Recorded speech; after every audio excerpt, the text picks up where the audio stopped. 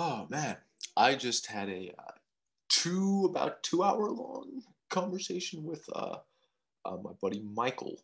Um, Again, he comes on for this. So it's going to be the a second video, but this is his third time on. I'm going to release this one first before our last talk. But in our last talk, we talked about symbolism and stuff, and we talked more about that here. But it was a really good conversation. Anyway, enjoy. Me and Michael.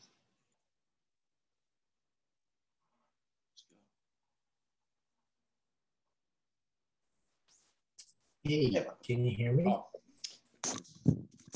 Oh. Headphones. So what's up, bro? How's it going, bro? Dude, it's going good. Here, I'll pause. We'll just get it done and over with. And lo and behold, got sound insulation and we're shut down. Dude. Right. So Wait, so you got, where'd you get the sound installation? Or yeah, installation? It's set up in behind the piano. Dude. It's like this green fiberglass stuff which flies all over the place when you cut it. Technically, it's supposed to go behind the drywall, but right now I have it in between like this piano and the plaster because I live in a townhouse. Anyway, so yeah, the tobacco. Long live the lobster. Dude, I saw that. It's a cool design. I got the or I'm going to get the poster because I just think it's cooler than the sticker. But I actually dig this. I was picking up how I found out about this. I picked up my phone, just to browse for some like random mainstream media, right? And sure. We have a newspaper here in Canada called the National Post, and they've actually printed articles written by Jordan himself. Sure. If I were to rank the Post, I would actually call them liberal, but in a classical liberal sense. They're open-minded to. They're not. I don't think they're traditionalist, like as in a traditional Tradcon sort of way, but they're open-minded to like variety of different views. So they print Jordan. They printed some products in the past. They printed some Christian commentary, etc., etc. So I'm just like National Post. I look and I see a headline on my phone from the National Post. I'm like, what? I was just like, okay, it is April 9th, not the 1st. It can't be like some sort of script. I'm like, what is this? my first response was like, what did he do? Oh, this is actually funny and ridiculous. Okay. Yeah. And when I saw the fact he actually dropped some lobster merch based on that thing, I thought it was like, I thought it was like the funniest thing he's done in a long time, and really freaking ballsy. Yeah. I don't know if you saw the he had captions on it and everything, or like in the merch page, it was like oh gosh, what did it say? It said let's find it here. It said photos. Like he made a comment about how he was portrayed as Red Skull, and how ironic that he's studied totalitarianism, because I guess he's just kind of like a replica of his Twitter feed. Mm-hmm. Yeah. It's wild. It's no secret I'm Polish of Ukrainian, Transylvanian, and potentially Jewish descendancy. Oh, and German too, right? So one thing that I am very, very grateful to Jordan Peterson is for actually talking about Nazis, for talking about communists, for talking about social engineering. It's like he has a preference for Solzhenitsyn, and I have my preference for Applebaum. both are great writers, except one's a historian and the other one is like a memoir slash ethical slash religious slash psychological thinker. So like it's obvious that me more leaning towards the history would have a preference to one of and him as a psychologist ethicist for another, right? So that's just mindless hair splitting. Yeah, yeah. How much of Applebaum have you read? I remember you recommended a bunch of Applebaum to me like a Yeah, she year. does Yeah. have a new yeah, she does have a new one, and where she talks about a lot of right wing populism that's happening in Poland Mm. and what's going on right now. Like, it's just you have this one televangelist type of pastor who's pretty much got the ruling party, like just on speed dial. Mm. So like I don't know if we're heading towards the direction of Putin's Russia or Erdogan's Turkey, except under a Christian equivalent. It's like remember back in our first chat when I said that the greatest thing about North American Christianity is its decentralization. About Christianity?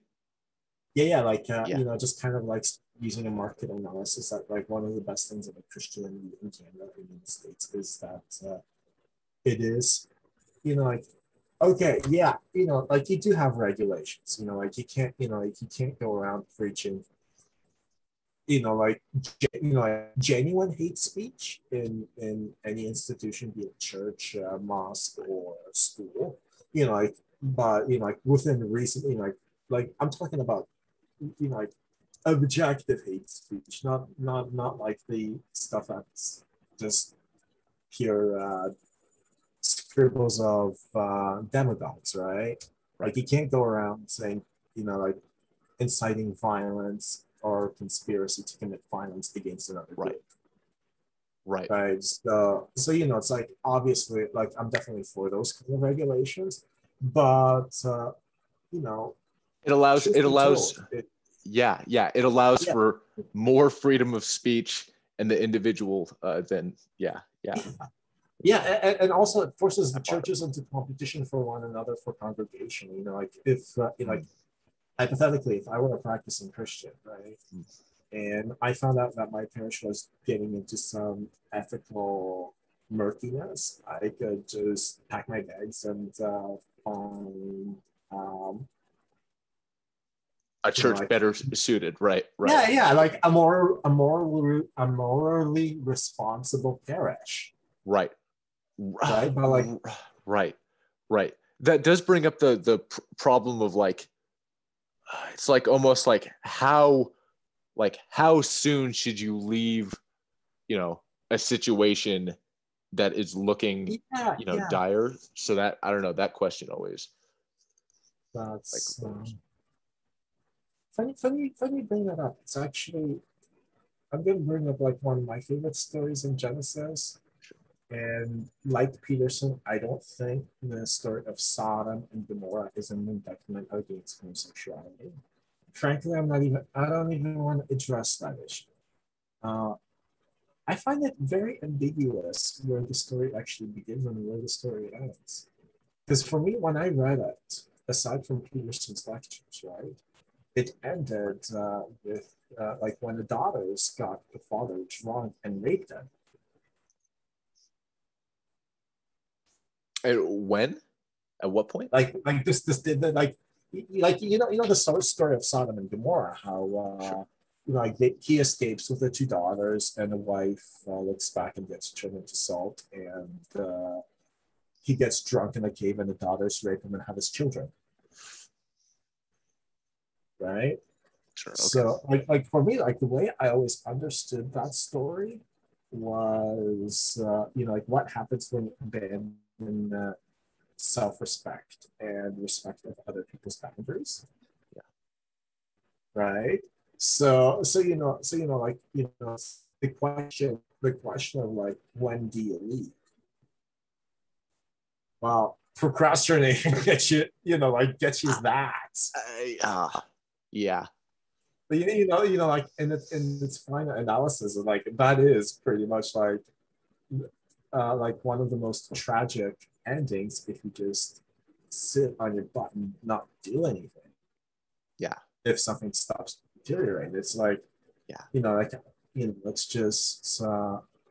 it's just like I said, I don't think it has anything to do like with an indictment against gays. It's like this is what happens when you stop, like when you capitulate on your personal dignity and you trample on the dignity of others. You just gotta stop doing that.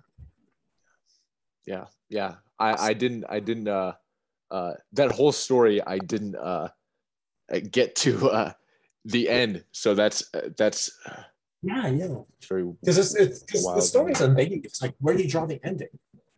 Sure. Right? Because some people think the story ends with like with God burning down the cities. But then there's that little thing that happens after they leave the city. Right. Right? Like, Right. like I'm no theologian or anything, or a biblical historian. It's just like I'm speaking on it strictly from like a literary perspective. Like if I were an Words aspiring in. Right. author, I would actually end the story there. Like for me the climax of the story is not the approaching of the city. That but rather like but the tragedy happens like when like the family doesn't respect the boundaries. Because if you remember the story, it starts with like these two guys going into the inn and Yeah. like making demands, and he actually offers to pimp, like he essentially pimps his own daughters without their consent. And the story Right. ends with the daughter and then having incestuous children. Right. Right. Yeah. Yeah. So, yeah, it's Jeez. That's horrible. uh, That's horrible. like Yeah. how did we get from the debacle to like the most horrid Hey. story in pretty much all of Semitic literature. Sure. Yeah. The adventures that ensue. I mean, that's it's just another great example of the Bible didn't have any uh uh uh board that was concerned with anything like not offending anyone type deal, because that's Yeah, that's yeah. um awesome. Yeah. No, I think the like the boundaries and personal I guess like t- trust I guess between members of the same you know tribe, By the way, so to speak, but or no, group. just the social contract in general. Yeah. Like even hospitality to strangers and just granting like a foreigner like enough like the potential not like I don't subscribe to the prescription of like you have to actively love I think because love each other because that's always been like I've always felt okay, putting my own resentment issues aside, I've always felt that like there is a hierarchy of love that you feel for people. It's like obviously I'm gonna love my parents, my family, my friends more than some random stranger, and that's perfectly understandable. And and Right. and like to me, the demand that you actually sacrifice your closest relationships for strangers just strikes me as absurd. So, um, Yeah, there is I feel like there is something to that like But universal, I guess, I don't know, you could call it love or goodwill, like a common uh like a common denominator, I guess, yeah, when but like what I wanted when to you're say interacting. afterwards is like the next step, you still got to treat the random like as a human being. Right, right. And everyone, right? Yes. You know, just like okay, he could be a potential friend. He could be a total jerk, which then you just cut him out of your life, or you might just have nothing in Sure. common and you just part and you just go each your own way and continue living. Yeah. And each other space. Mhm. Yeah. So Yeah. Yeah. Absolutely. yeah, um I still find it funny that the like the man who actually studied totalitarianism is the right evil family. yeah, I don't know enough about the comic. Yeah, I know who Captain America is, and yeah. I know a little bit, but I don't know enough about Red Skull. And I was thinking, like, there are people who are like more interested in I guess comic books, or more oh, hold on one second. um oh yeah, like I know uh Andrea could probably talk about it for a minute, because she's done commentary on like the Uh-huh. Peterson situation. And then like Merck, I know knows Yeah, more yeah. about comics, and I know I'm not, a couple yeah. other people. Go ahead. Uh, yeah, like one thing is like it's all cool and stuff like that, but sometimes what gets me is the overprominence. It's like what we were talking about in the Discord, right? So, could you hit pause for a second? What's that? Could you hit pause on the recording for a second? Oh, oh, now it's going again. No, could you hit pause? Yeah, I did, just because I was No, trying to no, hit mute. could you right now? Oh, yeah, for sure, for sure. I just kind of like wanted to see like if there were this like anyhow traffic. Yeah, same, But same. yeah. Before I forget, like we're gonna just put a pause on the comic. Yeah.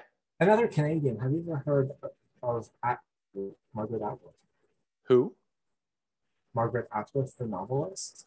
Oh gosh, where? I'm sure I've. She's most Yeah. famous for The Handmaid's Tale, Okay. and like a lot of the laugh kind of like appropriated to just to make it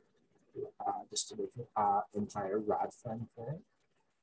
But she herself, it's like, yeah, women's rights. Yeah, it's like, yeah, you definitely needed to fight for that and just get it accomplished. But she's definitely no radical feminist, right? She's actually, like I would say, it's like she wouldn't be a Republican, so to speak, but she wouldn't be a Democrat either. Okay. Because she actually does talk about the issue, like a lot of issues about climate change, and is actually genuinely concerned for like genuinely scientific reasons Right. and whatnot. She is remarkably intelligent, and she writes what is known as speculative fiction, which is kind of like a sci-fi. The only difference is uh, she paints really macabre scenarios with technology that we have today. Okay, Sure. and she wrote this set of three books. I've read two and a half of them right now, called the Mad Adam trilogy. The first one is one sec, it's right here. It's called Oryx and Crate, right? Without spoilers, you're kind of like in a like a genetic apocalypse. So imagine like too many people get their hands on a CRISPR, like or like what I used before I knew like what they were called, I would call them a gene splicitron, right? Sure. And there's two guys and a girl. One is like a total incel, like total incel, huge crush, Yeah. complete loser. And then she goes off with this other guy, and but he's like in the friend zone, so to speak. Okay. Mm-hmm. And then the other guy creates Yes. all these things, like genetic engineering to it, and essentially they genetically engineer a lot of traits, including what we today know as toxic masculinity. Okay. Okay. Okay. So they So right, so genetically you have engineer toxic masculinity. yeah, but without using without actually using the term. Like she wrote it before I like the term toxic masculinity wasn't used. So essentially eliminate all traces of aggression and whatnot. And like genetically Yeah. so you can actually see when everybody's sexually aroused and everything. And you have these genetically engineered humans in the apocalypse. And guess who? And the and guess who their shepherd is after the incel who survives, the Oh. complete loser in life, right? Oh. So it's like it's almost like the point, for me, like when I read it, like it's like, you have this total loser who spent his entire life playing video games, climbing after a girl who never had the balls to ask out, watching countless hours of internet porn, shepherding these ideal genetically engineered people because they're incompetent of survival. Huh. Huh. Like look, it's not an excuse to go. Wait, was he smarter than them, or what was his? What was his? Pretty much, yeah. Like Right. Losers is actually more competent of survive and genetically adapted to survive and fend than these perfectly engineered humans. Right. It's like the a vacuum, basically. Yeah. Like of course the story unfolds and there are other survivors and and it's like she gets into some like really weird body mods and transhumanist stuff. Even kind of like engineering a stripper who's pretty much a fusion between who's got like these fish scales on her like genetically engineered skin and whatnot for like a little fetish club. So like it gets weird really quickly. Yeah. But yeah, I just kind of found it like it is a good book. It goes all over the place. The first time, the first time I read it, I was just like, all right. But you know how sometimes there are some things that just like really you kind of like pay attention. It's like, huh, huh. Okay, maybe she's onto something. What was this one? It's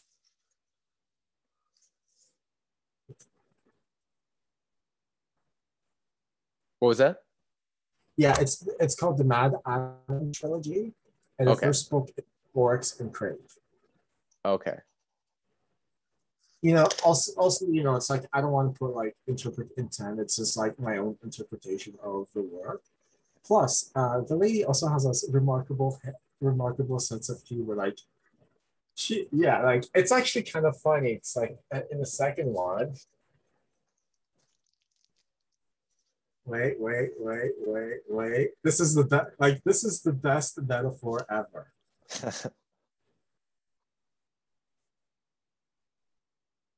You just find the page because it's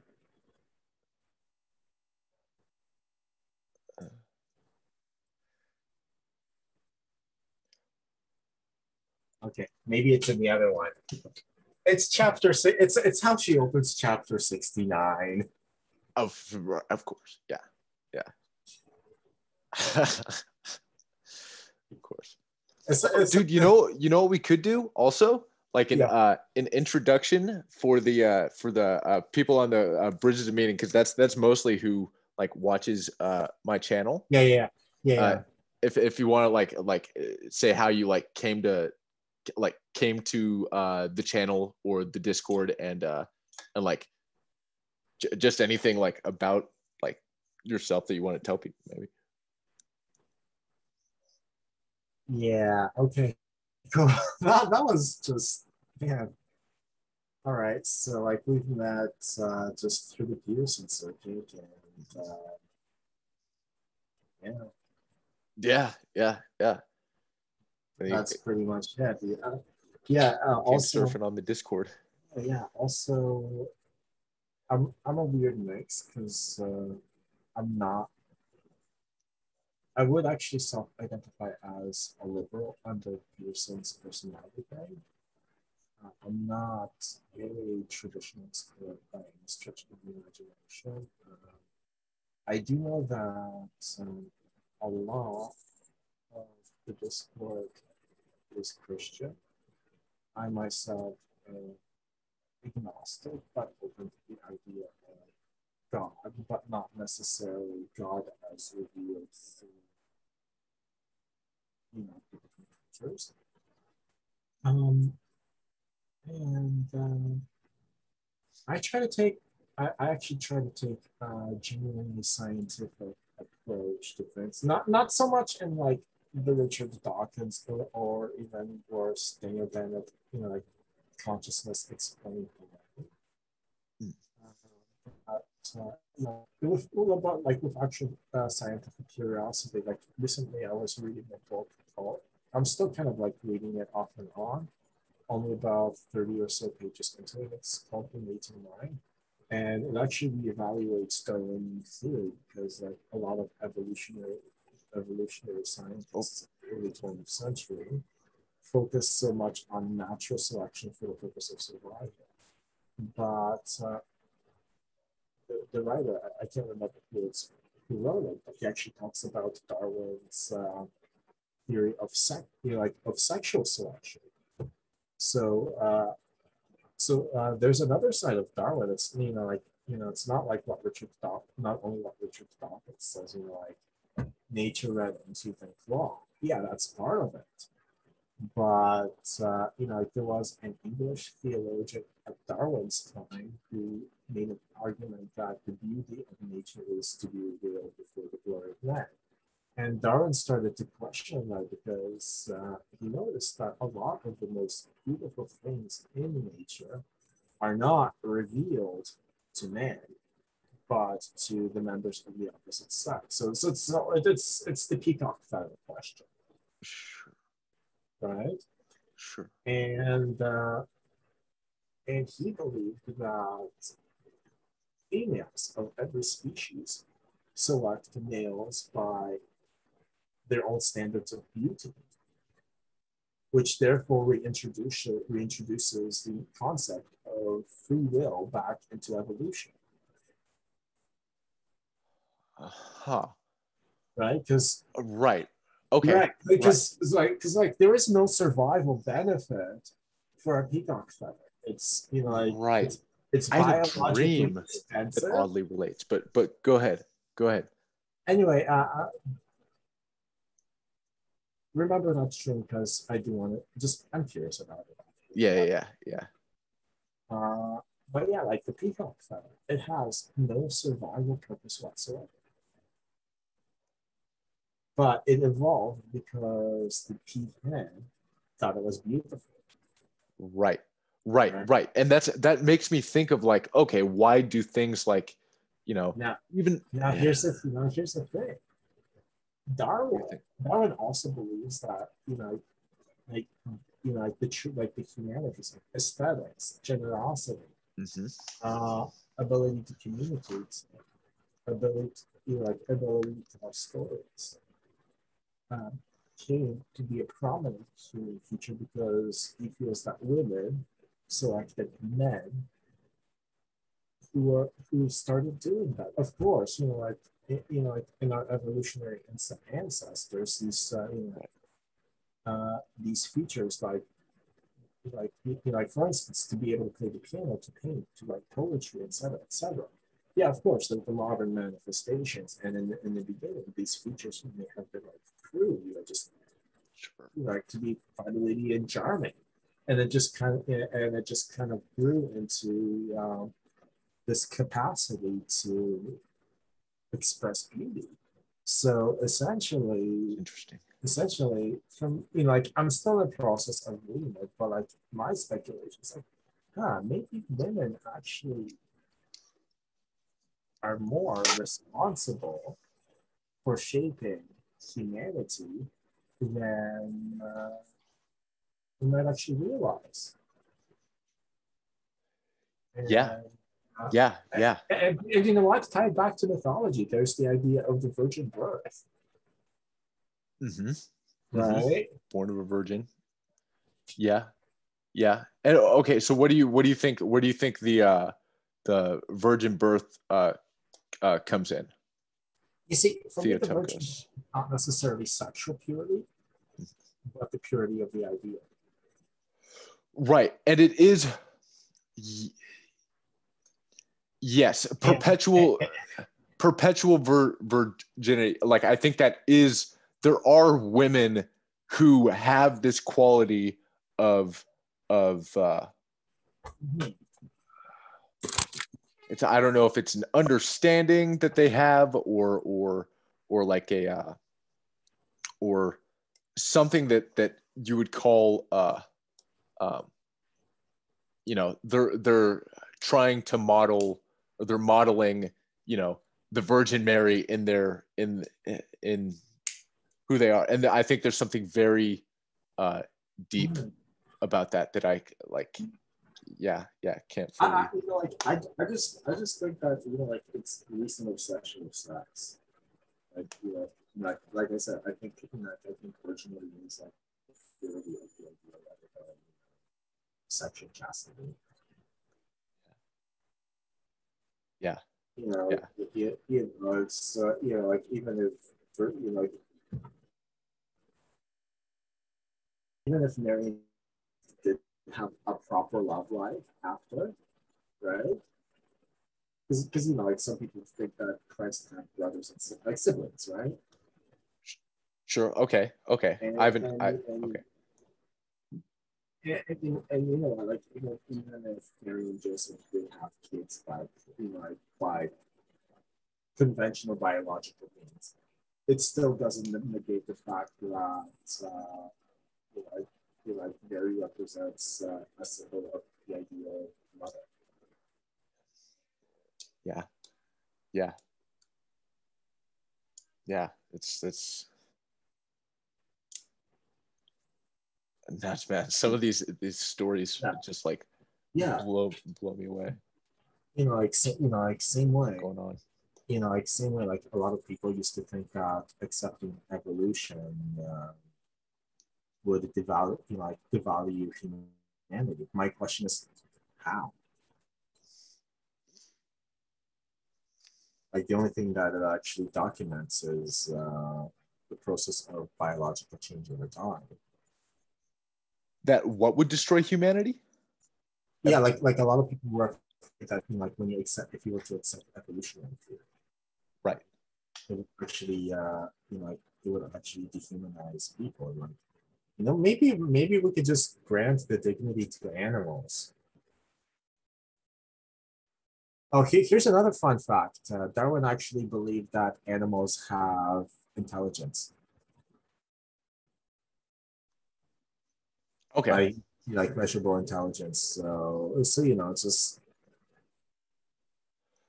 Okay. or Okay. at least to the best of my knowledge, or at least like as via that book that I'm reading. I do want like I do own a copy of Origin of Species Mhm. and have read it a long time ago. Likewise. I know he wrote an extensive book on sexual selection, which this one comments about, and he actually the first to document emotional expression. I gave it the commonality of emotional expression in mammals. Okay. So Okay. like he would actually address the observation stuff like the observation of elephants mourning their dead. Mm. Mm. Yeah. That's an interesting uh, uh, topic. I remember one person in a book group. I mean, it was talking about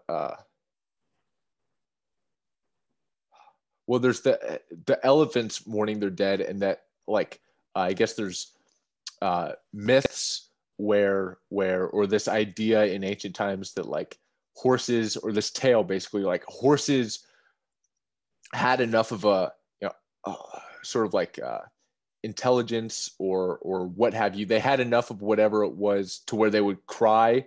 They would cry over a human's death if they were like close enough. I guess they had enough heart, or they had enough.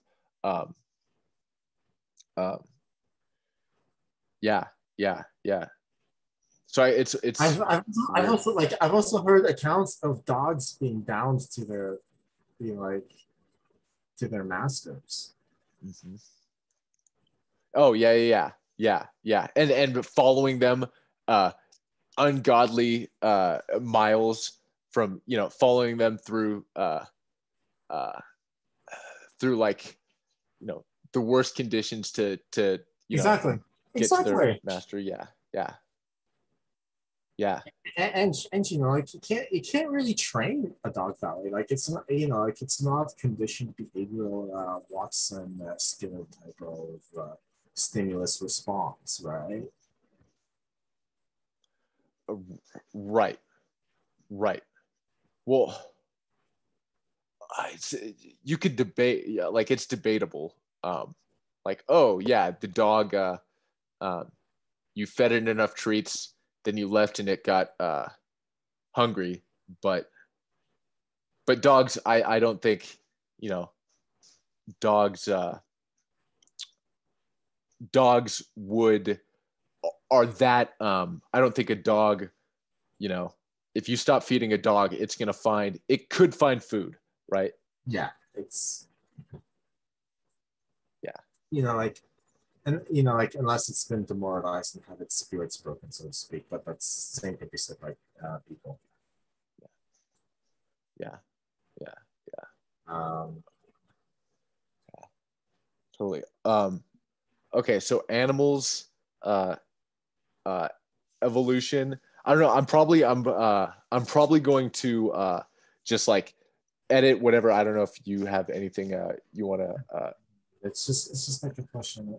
The editing was more of a question of like What's that? the editing was more of a question of like family walking through. Yeah. And that's about it. Yeah. And like it's actually cool to just catch up and just bank and see what it takes us. Yeah. Yeah. Yeah. That too. I hope. I just realized my headset was like turned down. I hope it recorded what I was like uh So saying. Yeah. We'll we'll see. see. Yeah. That was that. I mean, oh, and then I mean, we could, yeah, we'll pick up on like the animal evolution. I gotta I need animals to and finish the evolution and book, stuff. dude. I'm just kind of like speculating just by like speed reading certain sections and whatnot. Yeah, yeah. And it's also interesting, like the I think there is matching onto trying to match on to or matching on to reality. Like it's like, okay, so that's you want to map your behavior onto reality, or something sort of along those lines. And like you would think, that's the first thing you want to do. And then I guess, like, do females choose for that, or are they choosing for something you know else? You It's like know, the ability to tell stories that's attractive to females, but you would think it serves another purpose that makes it, like, is it just attractive to females, or is there I don't know. it's I don't Here's know. like what I've always said about science. or anything for that matter back in the sorting myself out to school, you always have to separate narrative from facts, right? So it's just like, like you have to ask the question, what Yeah. is objectively true? Yeah. And, like what, like, and what story am I projecting onto that truth? Right. Right. Right. Right. Right. Right. Yeah. So, Yeah. like this is sometimes where just like I can find a partial video interesting, for instance, but I'm not one, like regardless of religious belief, like just the process, I'm not 100% there because like there is symbolism. Like, don't get me wrong, but there's also reality. And I remember the one clip, I think it was you who sent me, or maybe like some other guy on the Discord, was Pacho talking to some priest named Stephen something or other. I forget the last name. Andrew. So Stephen. It's either Father Andrew Stephen Damick. I don't know. He did talk with Pacho. He was kind of like an older cat, beard. Old cat beard. Had kind of like a nonchalance about him almost. Yeah, pretty much. Yeah, Slightly, he's a cool guy. yeah, bald beard. Yes, yes, that is Sir Andrew Yeah, Stephen Damick. yeah, that guy. And like I did like what Father Stephen had to say with regards to. Or maybe it was Stephen DeYoung. It was probably that. That sounds a little bit more like Stephen DeYoung, but I don't know. I don't know. But the point was like he was actually talking about like making sure that the story matches what is objectively real. Right. So you can't so you can't really go off on a like on an absurd tangent. Right. right. The snake. There's a ground of reality to a symbol, Exactly. like a snake. Right. Exactly. Right. No, so you see, here's a, you know um, like like the whole postmodern debacle. It's like, yeah, technically the postmodernists are right. There is an infinite way you can interpret a text. Sure. But there, but like if you're kind of like the Jacques Derrida school of postmodernists, where like everything is the text. So what you do then is you kind of willfully sever yourself from the sphere of reality. Right. Right. Right. Which is odd because there is a like with symbolism, I think there is potential when you're thinking symbolically. There is, you sort of have to enter like uh, my experience has been like a higher state where it's like you can you can start flying around, but then I guess just It has to be anchored in some semblance of truth. some yeah, yes. So just to put it bluntly. Yeah. Yeah. So yeah, like so it's like I was actually thinking about like when Jordan talked about like the whole postmodern thing. Well, true. Jordan sometimes likes to like I find likes to paint with broad strokes.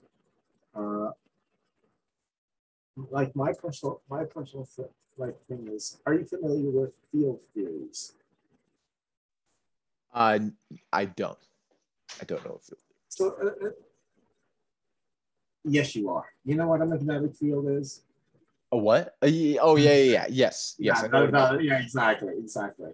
So you have like this range of space, and you just kind of like gravitate. So just like if you want to think about, if you want to think, it's like, yeah, okay, there are infinite interpretations of the text. Yeah, but there are but some interpretations are more correct than others. and then you can kind of like imagine it kind of like as a field theory. Like you can have like an interpretation that's out there that's not really doesn't really amount to anything, right? Or you can have an interpretation that still is objectively true, Right. And it's but is under a different perspective. yes, yes, Right? yes. And you know those interpretations gravitate to like within the field of object and you know like they're still within the field of objectivity and not just way out in left field. Yeah, yeah. And I feel like there's an objective element, but I think there also is a very strong subjective sense of truth when you start thinking like symbolically. I think it's there's an element of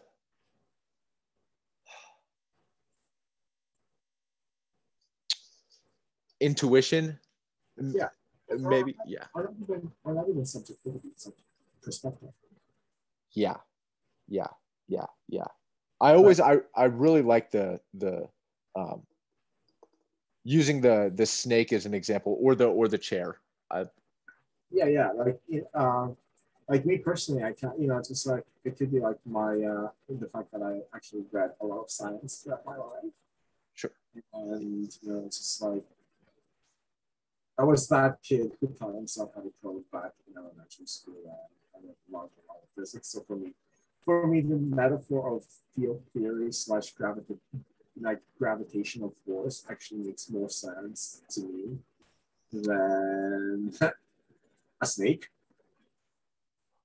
Right. Just because like I'm more familiar like with working with that sort of language Yeah. and that sort of imagery, but it's you know like it's still the same idea. You know, some things are just closer to the point. Something could even be the point, just looked at and seen at a different angle. Right. Right. And then okay. So what's a magnetic field symbolic of? What's the magnetic field of the magnetic uh, field? Right. Uh, All right, for you religiously minded, I would say sin and hamartia. that's a good one. That's what okay, you know, I was saying like I was just being I was just being a total smarty. I don't mean facetiously. I just, just kind of get into it, but you're kind of pushing in that direction. Yes. You took the generic, the symbolic, the basic symbolic answer. It stands for fertility. Among other things. Yeah. Fertility. Well, I was just thinking like science. When I was thinking seriously, before you got hilariously appropriate. Before you took it into Pajo land. Yeah. No, that's good. Oh man. Yeah, so basically like let me try and so you're looking at like the possible interpretations as like like the magnetic field is sort of like a representation of like the possibilities for like possible and probable. Right. Because like you can have like convoluted possibilities, right? So which I'm like, come on, man. Yeah. Okay, you know, it's like there's open-mindedness, and it's like, how can this exist? Yeah. But yeah, like even if you actually crunch out the math, right? Technically speaking, like even within the realm of possibility, like probable possible, you can still have an you know an infinite amount of interpretations. Even if what? Even if in that even if in this framework of working within you can still have an infinite amount of interpretations. Right. And I've been trying to, because wait, is it sort of the idea that, you know, between in between any 2 points there's an infinite mathematically, yes, that. Right, right. Okay, okay. Yeah, yeah. Like, you know, like there's an That's a infinite number piece. between 0 and 1. Yes, yes, yes. That's definitely a piece of what I've been trying to understand. That's yeah. That's good. That, So, yeah. you know, it's just like, and also, and also like here's the problem of, you know, like, you know, it's like nihilism. It's like, yeah, you have these huge escalating numbers. Now, isn't it not a logical fallacy? Slippery slope. Oh no, we have a million way of looking at them, therefore they must all be equal, therefore it doesn't really matter. Like that, you know, it's just, you know, it's just like if you were to go to a good logician who would call you out on slippery slope. If you were to go into a good therapist, he'll call you out on catastrophizing. Okay. Okay. So you're saying Right. those two are You know, the just, you same. know, it's just like, Those two so things are called different things by different. yeah, I was just being facetious here and whatnot. But you know, like if you think about it, right? Just because something can have infinite amount of meanings and it isn't one prescribed narrative or one prescribed interpretation or one prescribed way of seeing it, does not, you know, it does not mean that, you know, like your whole value system has to follow that, right? Because you see, here's one thing that I think Peterson kind of get might actually get wrong. I don't want to put words in his mouth right now, but you know, he talks about the loss of grand narrative, right? Right, right, right. Yeah. At different points, I try like he in the biblical But lectures I remember, and then yeah, maps of meaning. Yeah. yeah, but at the same time, you know, like nihilism itself could be a grand narrative because, like, look, it has a beginning, middle, and an end.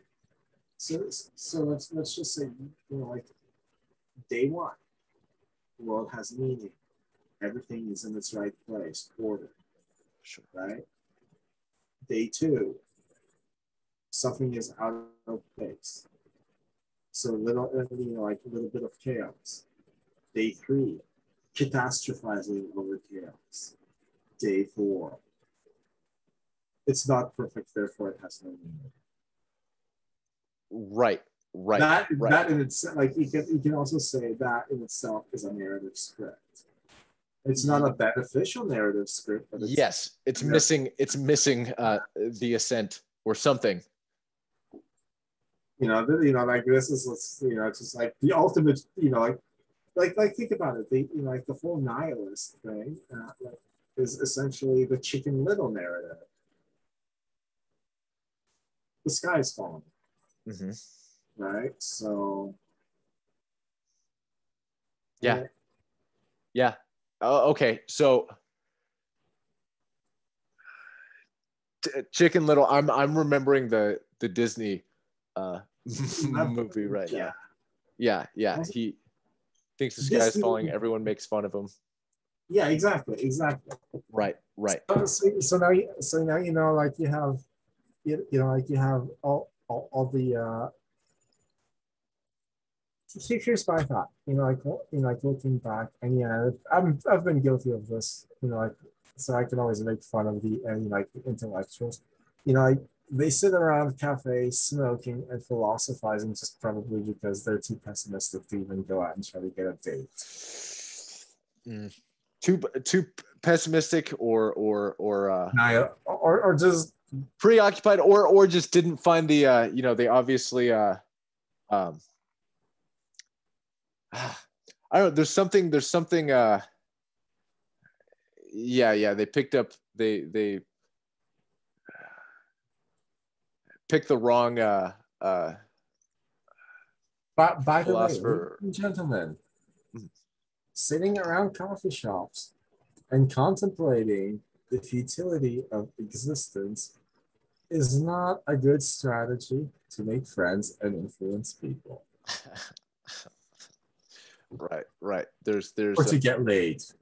yes there's a time you know Or to get a job. or to assume responsibility for your life. Right. If you're going to sit around in the coffee shop, talking about how life's, be, be the oh gosh, the devil's advocate for something something besides that. If you find yourself exactly. if you find yourself in such a place. But this actually calls for a hail Satan. Because, devil's advocate. Okay, look, here's the paradox that I've always contemplated. It's like, very well, I love the idea of the cosmic gravity, The right? what? It's no secret. Now, what happens when you actually be the ironic cosmic rebel against nihilism? Right. Then right, the subculture, Right? you start start rebelling against Yeah. senseless rebellion, right? Having a purpose and a voice becomes like The new counterculture. right. Yeah. Like think about how funny this actually is. Right? It's like it looks to me that we live in a time when like just getting a job, having like actual friends you care about, right? And who care about you. And it's just like, look, even it's like I'm neither for nor against promiscuity, but actually being with someone you actually like rather than just despise, right? It could be something long term, or it could be something for like even a couple of days, but just be with somebody you like. Right. Like that's like, could you just imagine how that, like, what kind right. of what kind of world do we live in where that's counterculture? Yeah. Or like, at least how funny is that? Yeah, at least somebody you can like, uh, have some positive emotion around, or somebody you can, yeah. Look, it's look. I've always been mostly like, Interesting. I would actually consider myself mostly monogamous, right? Oh. But but at the same time, I I would say that it's just like it is better to have like a weekend fling with someone where you're you're a complete asset to her life, and she's a complete asset to yours, versus a drawn out 50-year marriage of pure utter hell. Your sentiment. Like I'd rather have a weekend fling. Yeah, well, that's fulfilling and beautiful. That's your own way, and then to be stuck in a relationship where it's just just like mutual resentment to one another. Yeah. And I think, well, it's like in a marriage, right? I've been thinking about this a lot. Like I think the commitment to another person is like where the if you're with someone for 50 years, you would imagine something good had to come from it for you to, like, there has to be a sustaining element, unless you're totally like not necessarily in arranged marriages. Yeah. And I mean, look. Arranged marriages are that's also like a like I do believe in like choosing your partner way more than an arranged marriage. But it's an odd, like,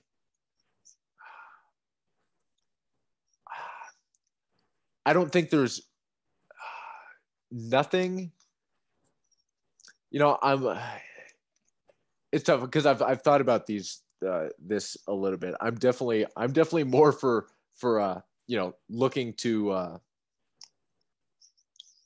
finding somebody you like. And yeah, I just want to throw something in. It's just like, it's Jordan Peterson had the good fortune of marrying his best friend. Yeah. Tammy. Tammy. Yeah. And then that's, it's just like, it's just like, yeah, and that's pretty much the position that I want to be in. Yeah. Yeah. Somebody you can like fuck around with, right? Yeah. Literally, in more ways than one. Yeah. Yeah. Yeah. Not like not like not just not just in bed, but just someone who's just good times to be with, and Yeah. just an overall cool person. Yeah. Yeah. We get there. But yeah, it's We just get there. like, yeah. So It's yeah, cool. so it's just like I said, Jordan had the good fortune of finding him out with his best friend, Good stuff. Yeah. and in many ways, that's why I think it works. Yeah. Yeah. Have you so how's I mean okay. So we could call it good. I don't know if you want to like talk about how like, dating things been going. I mean, because Paul has been doing like a little like bit of a series on like marriage and stuff. But and he was talking about like just how to make it work, and kind of like the like he was just kind of like talking through it. But I don't know if you had any more You see, like thoughts. the thing is, like, I knew I wanted to be a musician when I was 13, and it's not a conducive career to like raise a family. Yeah. Because like I'd probably be practicing writing and just doing that. So like, that's it's just and like it's something I felt that like I could be the friend and lover, but not always the most beautiful husband. Right? Sure. I feel this like much the same way, like at 41, as I did. It might change, like it might change, but also, just like in many cases, I haven't really been out much. And look, all throughout my 20s and early 30s, I wasn't sure if I would even stay in Canada and move back to Europe. So it's like, it's just like absurd to actually tie a woman down. Just how you want to integrate it, even just get it to like push for like learn a new language. Sure. Sure. So that turbulence, right. Exactly. Right. And like given the situation of what's going down in Europe since the migrant crisis, and Poland becoming pretty much like a total write-off. I'm like, what? I think I'm just gonna stay in Canada. Or at least in North America. Yeah. Wait, so when did you make that choice, or is that Very recently. oh, Because look, I've traveled in Europe, back to Europe like numerous times, and not necessarily in influence. It's not strictly a cultural heritage thing for me. Because I could, like, I would have actually been like happy in Italy. Like I've been there as well. So, or the Czech Republic. I just don't see much of a future, like a good future for you. mm, Like there's just too much going on. yeah. Granted, there's stuff going on that I don't like here, and it's like honestly, I would prefer to deal with our problems on this continent than their problems on theirs. Yeah. Yeah. Yeah. I don't know, I also think of like the I remember uh I think it was an ex, and I was moving, and she was like, wherever you are, you bring you bring you, like that's one thing that's helped me, like if I have to, like, you know, bounce around more than I would, but but yeah, it's definitely good to try and pick uh your niche, right?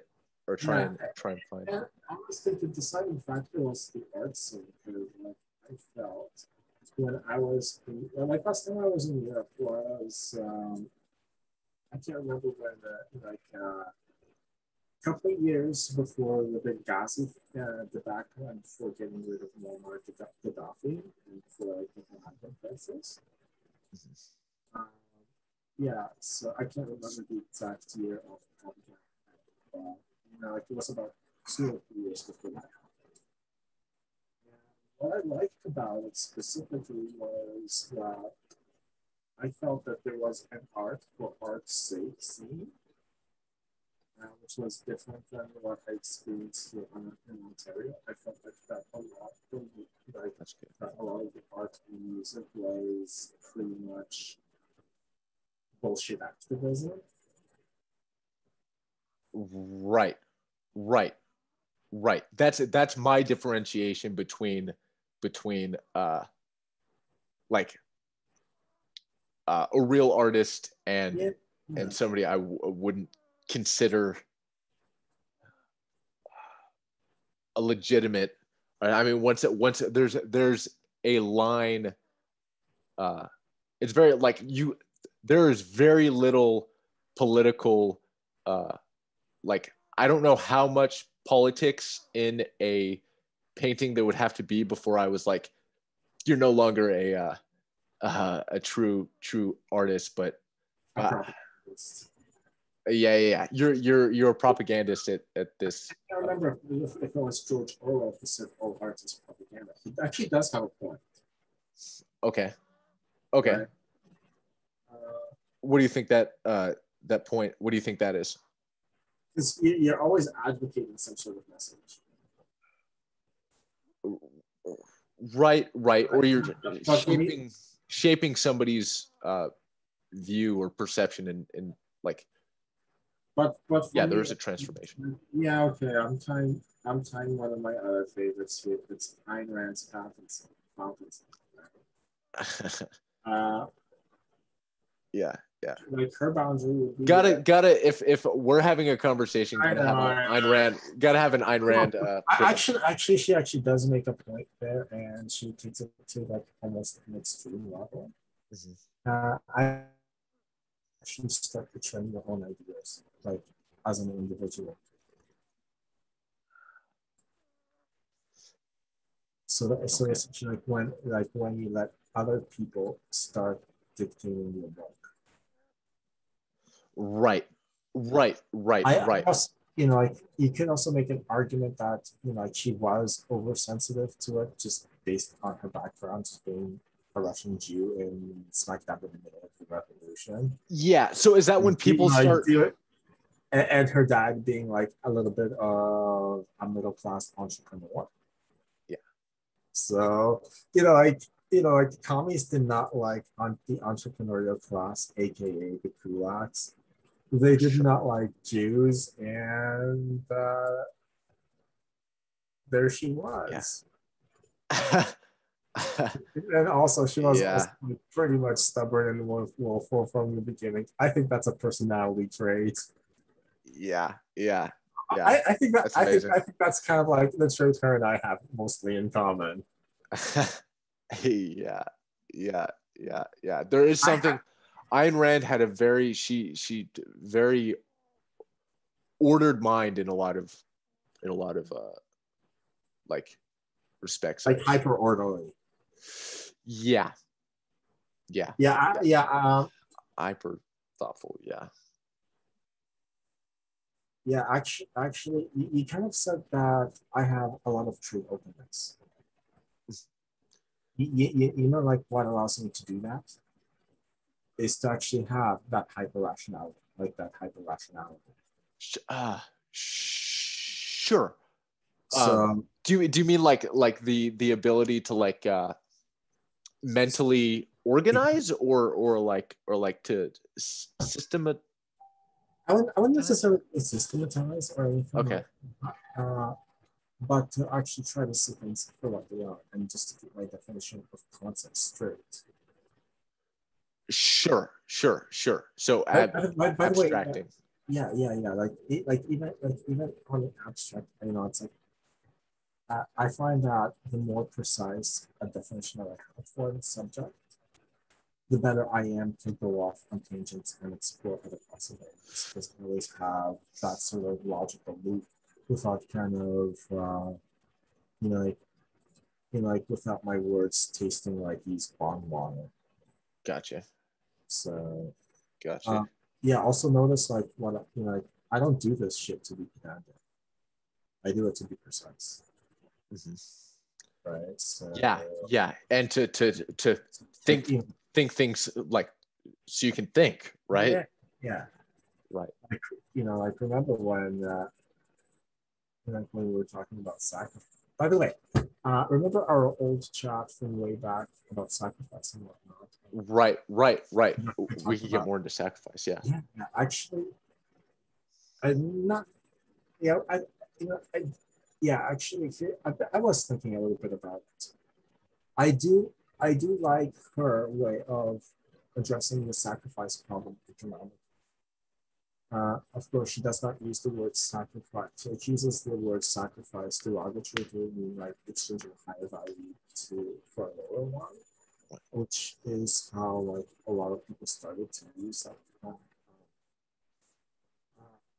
Now, and I do think there is value of her words choosing Right. economic language for sacrifice as investment. Yes. However, Yes. I also see Peterson's value in insisting to use the word sacrifice because, like investments, like you can just cut your losses. It's like sacrifice also emphasizes some sort of commitment to the enterprise. So Sure. like you gain precision by using economics by using economic language, but you lose the profundity of abandoning the word sacrifice. Right. Right? Right. Because Right. So you lose profundity if you get rid of the word sacrifice. exactly. Sure. It's just like it's okay. You're making an investment, okay, Yeah, it's interesting. but doesn't have the gravitas of sacrifice. It's fucking yeah. Yeah. So Yeah. so it's just It's almost like it's almost it's like there's a part of us that when we use the word sacrifice like that turns on some sort of like internal uh uh yeah, a sense of gravitas that might be like uh it's important just or like essential. exactly. This is it. We're not going back. We're doing it. Like full commitment. Right.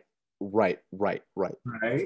Yeah. Because yeah, it's like the investment language, like the economic language clarifies that you actually go, you're you're actually moving towards something better and not worse. Right.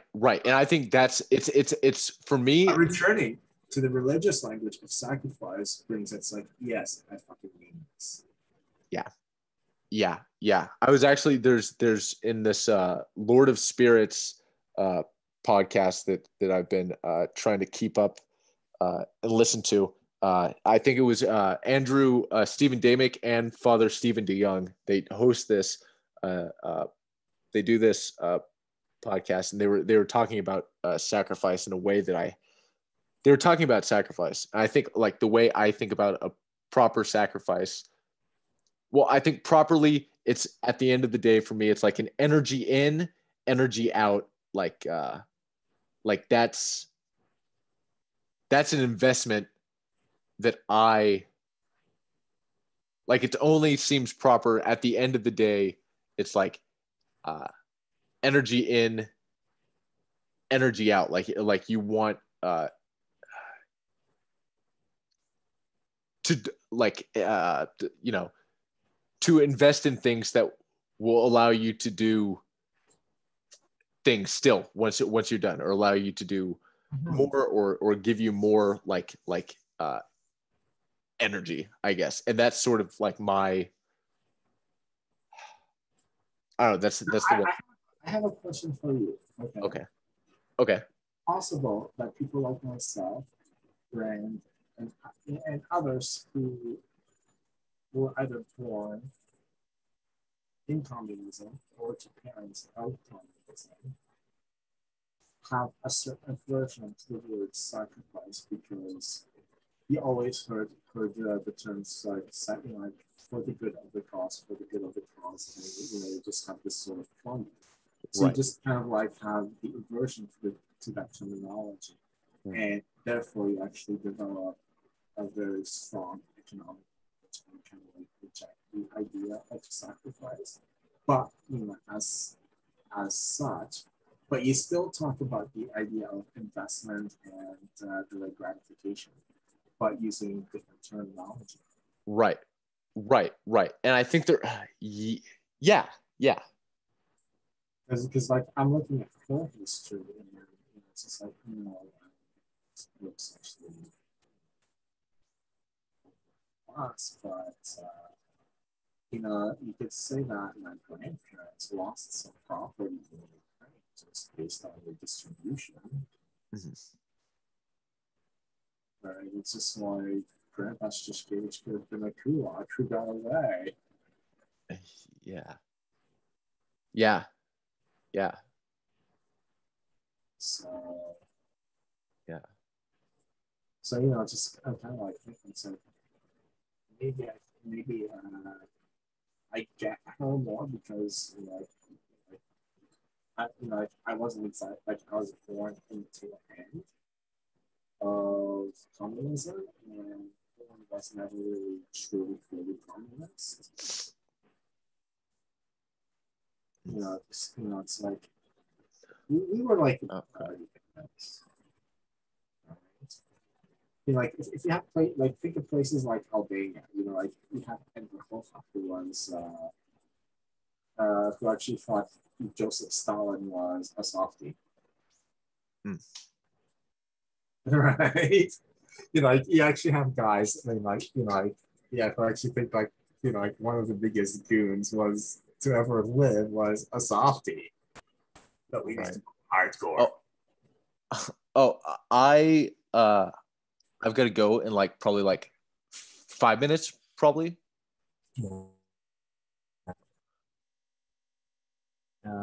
Well,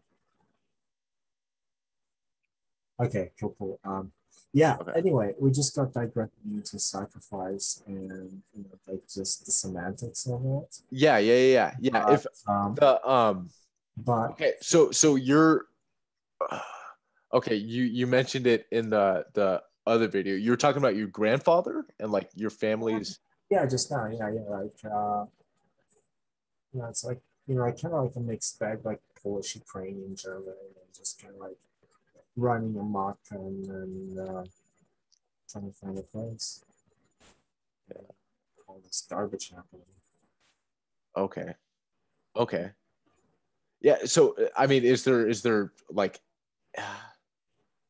Look, they're pretty much all deceased now. Like, here's the thing. Here's the thing. My father is the youngest son, right? And like his mom had him like past 40. My mom had me at 40. Right? So wow. like like there is a large time span between.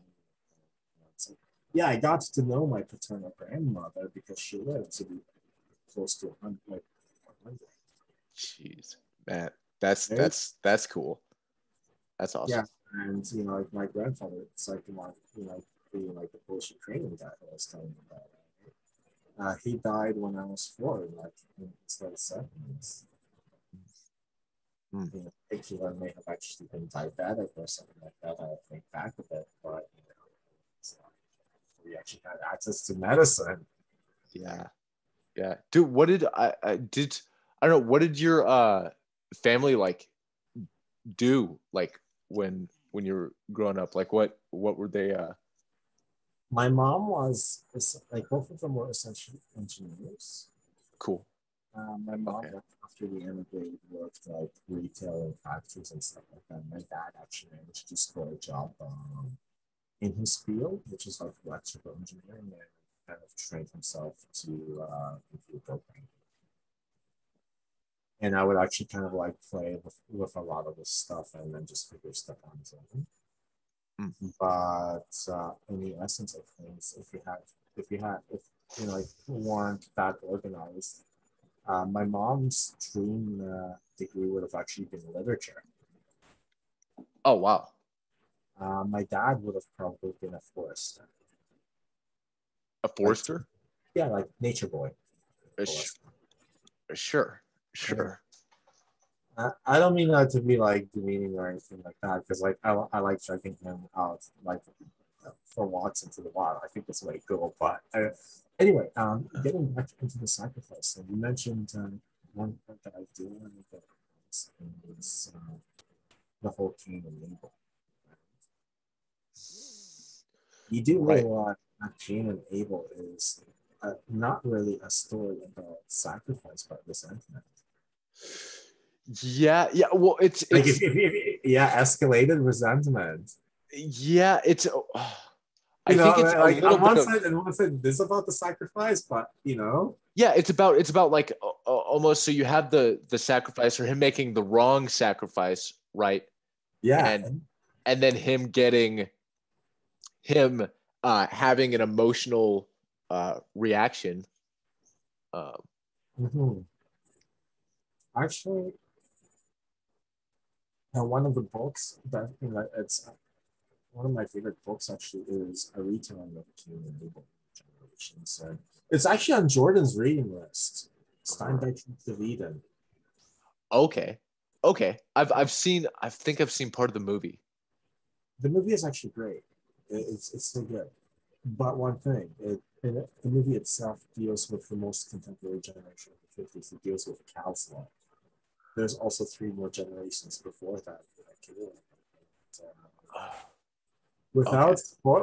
Without spoilers, Cal's mother. Was She's she let's fine? just what's that? Was she fine? No, she's straight out of a Marquis de Sade novel. Oh, I mean, oh, he just I downright don't know what fucking that. Okay, okay, okay. So it's definitely not fine. Right. really evil. Not fine But at all. Right. yeah, but she is Total so. bitch. But she is actually one of the most convincing characters too. Right. Right. Compelling. Like Like. in terms of writing. Now, when you do read it, Steinbeck does use a very interesting naming conventions. Like all the descendants that whose first names start with a letter A are actually after Abel, and with a K or a C are after Cain. Oh wow. He actually does that on purpose. Wow. That's really cool. I wonder. And Is there? and Go ahead. it's deliberate. It's deliberate. Yeah. And the character Cal, who was the guy actually played by James Dean. Yeah. He's actually the one who actually chooses to put an end to it, Hmm. or tries to. Hmm. So it is the whole Cain of evil, but at the same time, there's always that element of hope that one person's deeds can turn things around, Yeah. and in that case, the turning point is actually Cal. Okay. Okay. So this is like a redemption of Yeah. It's pretty making much, the yeah. lower higher or something. Yeah, or not even. I can't remember how it ends. It's like I've read it a long time ago, and but it's just like it's a redemption, but at least like it is an acknowledgement of personal agency like to to actually take responsibility and like to do something about it. Yeah, yeah. Take the step. Take the Because like look, Cal, like I said, Cal's mother could have actually been in the Marquis de Sade novel. And yes, having looked at both, there, it's like you're just like,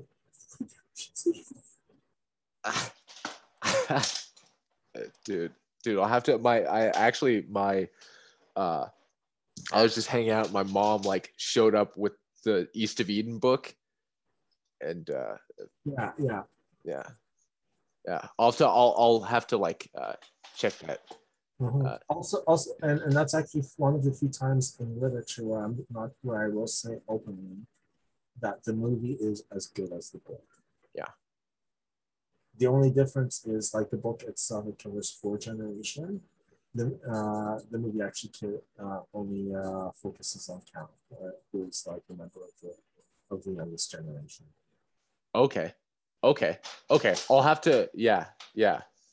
That's interesting. I'll have to like start reading that and then let you know what like where my head's at. Um, Yeah. yeah. I'm curious about like the Well, if the characters match. Like yeah. yeah. Honestly, I think it's like Steinbeck is what America has to offer that's closest caliber to Dostoevsky. Mm. Mm. Yeah. Steinbeck actually Yeah, was. he's Yeah. Yeah. So I'm in Monterey County, and Salinas is so like this is right just there. just like around like I think south of you guys. Yeah, yeah, it's like 15 minutes. Yeah. I got the like Steinbeck museum. Dude, if you're the Steinbeck museum, if you're ever like you know, And in the area, dude, freaking I cuz I haven't like been to that museum. Like that'd be cool to yeah, look yeah. at. Yeah. But definitely read the book. And also there's actually another scene that I liked, where he actually puts a stop to like a lot of Navajo ideology. Yeah. One, I can't remember. I think it might have been even Cat. And like the time is like just before the like a lot of neighbors want to like pretty much lynch the crap out of this German dude for being German. Right. Right. And he's just like close to it's like, this guy, it's like, it's just his ethnicity. This man has nothing to do with what's going on in Europe. I'm just doing anything that resembles this? No. So he's actually defending like this German dude in the height of Nazi, like just not to equate him with fascism. So it actually has like he actually has that scene in it, which is actually also quite essentially stopping a lynching. Okay. Okay. That's It's, that's like except like it was like roughly around this, like it was set during the Second World War, that scene. mm-hmm. So essentially, like stopping a lynching of a German just because he's German, it has nothing to do with what's going on with Europe, or doesn't even support it. Essentially, like, there's just like one thing, like there's like calling for sobriety. Okay. Okay. Okay. Yeah, dude, I'll have to check it out. Dude, I okay, yeah, yeah. I've gotta go just like get some things done. But dude, this is it's always like great like having having you on, dude.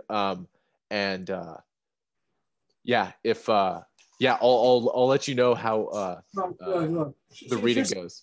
Here's how I look at this: two friends just shooting the breeze, and just if somebody finds any value from us talking, great.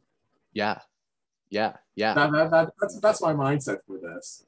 Yeah, yeah, totally, totally, totally. And yeah, I'm sure you give like uh people things to like uh reminisce about, or things to just like you know occupy their brains during all. Something that's not identity politics or COVID. Right. Something even remotely like. And you know, what? I for some, I'm like totally guilty of like going to the media. It's like I'm immune to this COVID, but not. I don't mean like immune to the virus COVID, but like immune to the COVID media hype. It's like I can, but sometimes it's like I come to hate identity politics so much that it actually does make me live it. It's almost like a guilty pleasure, like just addiction to this like it's I know it's stupid and irrational, and it's never rage towards like any given group or any individual, but like the people responsible for fostering that rage culture. And here's me becoming angry at people who do this. Dude, it's too irrational and ridiculous. Knowing you, that probably has roots going like I mean, just like the stories you've that's dude, that's nuts. Yeah, well, let's just say, like something that I like to do to like make some of my Canadian friends just kind of like live it. You do know that Joseph Stalin was Minister of Nationalities in Lenin's government, which can loosely translate. Minister of Nationalities in Vladimir Lenin's government, which can loosely translate as a diversity officer. Okay. If you want to get like really macabre, it's like, yes, do I believe companies should hire based on competence regardless of inconsequential crap like hair, skin, or whatever, eye color or whatever? Yes, hire people because they're good and not because because of skin. Right. Yes. Or because because of like a rubric that you were given from somebody, like exactly. Right. And it's like, yes, I do believe, I do believe in openness. Quota. Right. But do I believe that, but I don't want for anybody to have like an arbitrary power to like engineer society. Sure. Okay. I've oh dude, that's a good because like look, reason like the Ukraine got so screwed up was because like Papachi was moving like the Ukrainians to Kazakhstan, the Kazakhstanis to Ukraine, just kind of like rearranging and then just trying to engineer a perfect society. And that's pretty much when like a lot of the stuff was started to erupt. Right? It's like, yeah, of course you did have, like you always had ethnic hatred everywhere, right? But and you always will, which is quite unfortunate. But if you think about it, it's just like, like even in the city I was born, right? You could make an argument that it was like 30% Jewish before the war.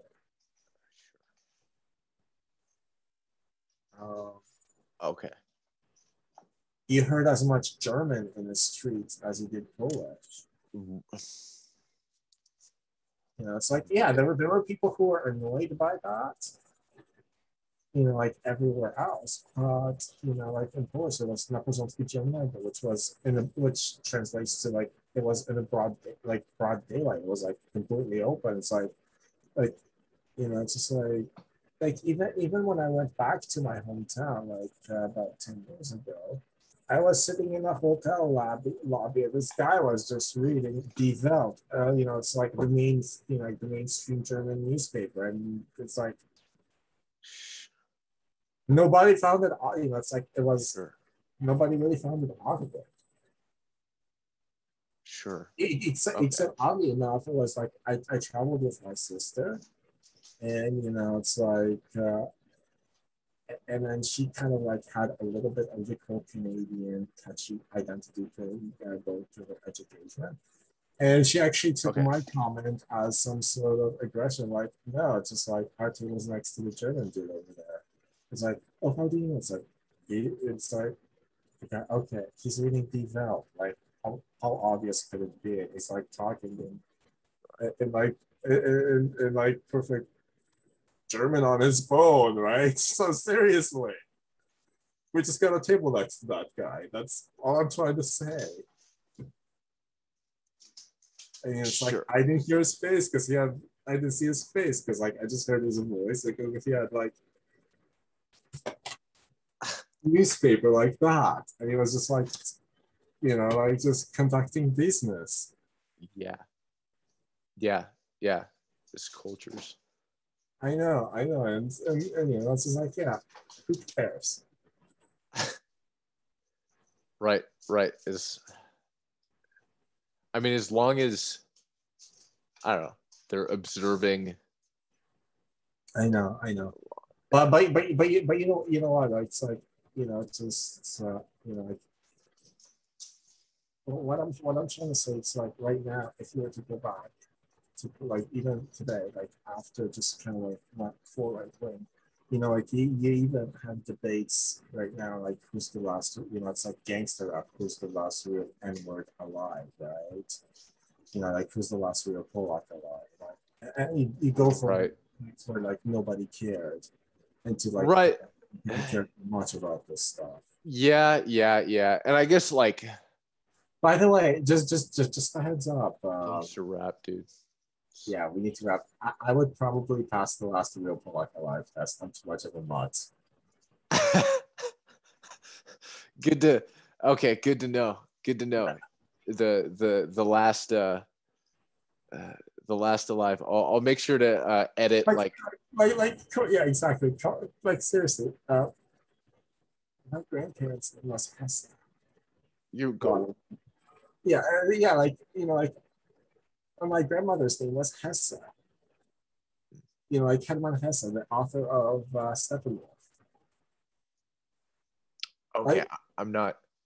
Yeah, Uh, what I'm trying to say, you can't get them, like, you can't get a more German name than that. right, right. Um, so we're talking about Germans. Yeah, like, it's just like nobody, like, like it was just out in the open. And and here's a fun fact: if you go to the north of Poland, they're their own people who actually consider themselves Polish and were always with Poland, like even during the hardest times. Okay, Okay, where? Kashubit in the northern, it's kind of like a tribe in northern Poland. Sure. They were actually with us even like during some of the hardest times. Uh, and like there are some people who actually don't consider them like real Poles. So like, uh, well, there is an argument. So like they were with us, so they are. And does it matter that like that they've pretty much kept their own language? But just a full disclosure, I speak fluent Polish, Sure. and yet I don't understand Kashubski, because like it's not even a dialect; it's its own independent language. Which one? It's Like the northern, the little pockets in northern Poland. Actually, a lot of them have moved to Canada, right? And they are in Ontario. I mean, like even if I do, they start speaking Kashub to me. I don't understand a thing because it's okay. like it's like they're technically Polish as well, but for all intents and purposes, yet they speak a completely different language than I do. Okay. Is that So, wait? so, So are you saying like where different languages came from, and I don't know. It's just like you have like it's just like what I'm trying to say is that like even in like a small little dive you have like so much so-called ethnic diversity, right? right, And and until somebody started making a big deal about it, everybody was cool with it, or well, almost that. Like you always have the exception, but like a lot of people were, right? right, And then it's like now people have a problem with, like I said, with those Kashu people. And historically, like they've always stood on our side, we're with us, and they just happen to speak a different language. Some people say that it right, sounds like German, but uh, it's not. right, right. This, yeah, the diversity question. Maybe, yeah, maybe that's something we can dive like uh into, like I don't know how many, like America is a pretty diverse place, but when you, like, I feel like when you're in a community that's actually diverse, like that's a very different experience than like the diversity of uh cultures here. I don't know, it's just something I was Yeah, here's the thing. Here's the thing. There is a difference between open, like diversity, openness, and just letting people develop elements of it, and just having like like different like different peoples living under one roof and getting along with one another, right, right? right, And then there's and growth, and then there's the diversity that like that's proposed by some of the radicals on the left. Like where you have every skin color, ethnicity, sex, gender expression, yada yada, blah blah blah. Every subdivision totaling to the party lines. right, I'm sorry, that's not diversity. right. That's Like who cares? Like who cares? it's it's That's like an obsession. uniformity. Yes. Like It's it's uniformity. Like so what if that uniformity is achieved? Like by people who exhibit different genetic phenotypes, it's still a cultural and intellectual uniformity. It's not diversity. right, Like when I think of like proper like diversity, that's like diversity is like is supposed to be rich, right? It's supposed to like allow you right. to experience, yeah, yeah, Yeah, like look, all that life has there to could offer. be there could be more diversity. To use kind of like our like to use the hypothetical division of race, right? There could be more diversity among a group of white people and among a group of black people in segregation than in a group of intertwined people totaling to the same ideology, right? Like Sure. even in even in like a little state as England, you have Celts, you have the Welsh, you have the Brits, you have the Normans, Right. you have a lot, and you have like a lot of chiefs in that on that little island, and same thing if if you go to like like if you go to like Central Africa, to think that one tribe is exactly the same as another tribe by virtue of skin color is just immature. They're not. Or same thing in the Amazon, right?